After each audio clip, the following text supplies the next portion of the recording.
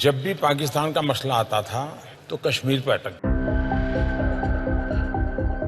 একসময় পাকিস্তানকে আন্তর্জাতিকভাবে বিচ্ছিন্ন করার অঙ্গীকার করেছিলেন ভারতের প্রধানমন্ত্রী নরেন্দ্র মোদী।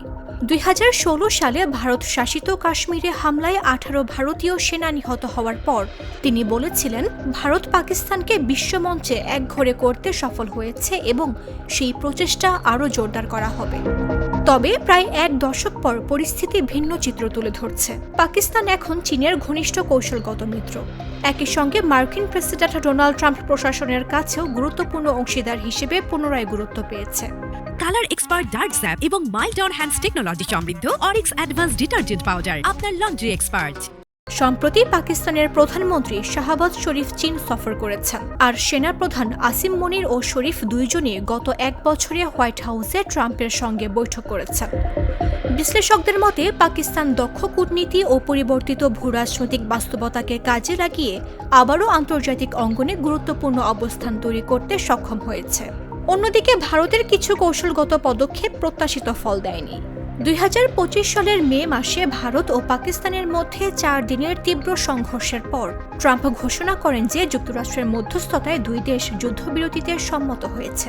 এতে ব্যালিস্টিক ক্ষেপণাস্ত্র, যুদ্ধবিমান ও ড্রোন ব্যবহৃত হয়েছিল এবং উভয় পক্ষেই প্রাণহানি ঘটে। পাকিস্তানের প্রধানমন্ত্রী শরীফ প্রকাশ্যে ট্রাম্পকে ধন্যবাদ জানালেও মোদি প্রথম দিকে এই বিষয়ে নীরব ছিলেন।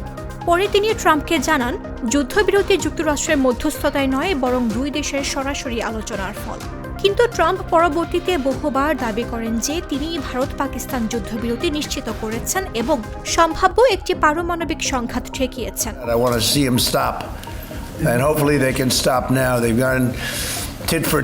এতে ওয়াশিংটন ও নয়াদিল্লির সম্পর্কেও কিছুটা অস্বস্তি তৈরি হয়েছে বলে মনে করেন বিশ্লেষকরা। আন্তর্জাতিক অঙ্গনে পাকিস্তানের অবস্থান শক্তিশালী। বিশ্লেষকদের মতে ভারত কাশ্মীরের পাহেলগাম হামলার জন্য পাকিস্তানকে দায়ী করলেও আন্তর্জাতিক সম্প্রদায়কে সেই সুযোগে পুরোপুরি রাজি করাতে পারেনি। অন্যদিকে পাকিস্তান চীনের সঙ্গে সামরিক সহযোগিতা আরও গভীর করেছে। 2025 সালের সংঘাতে পাকিস্তান চীনা ক্ষেপণাস্ত্র প্রতিরক্ষা ব্যবস্থা ও যুদ্ধবিমান ব্যবহার করেছে বলে জানা যায়।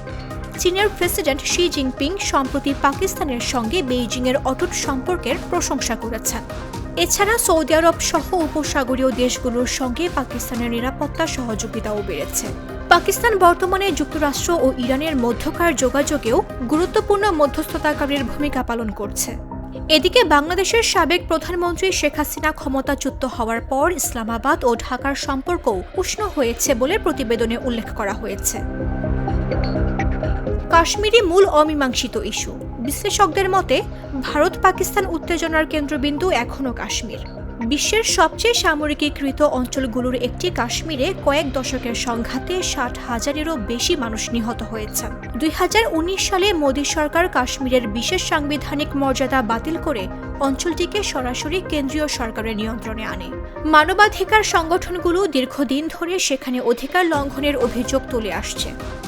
বিশেষজ্ঞদের মতে দক্ষিণ এশিয়ার স্থায়ী শান্তি ও স্থিতিশীলতা নিশ্চিত করতে হলে ভারত ও পাকিস্তানের মধ্যে উচ্চ পর্যায়ের সংলাপ পুনরায় শুরু করা প্রয়োজন। তাদের মতে কাশ্মীর প্রশ্নের রাজনৈতিক সমাধান ছাড়া দুই প্রতিবেশী দেশের মধ্যে সংঘাতের চক্র ভাঙা কঠিন হবে।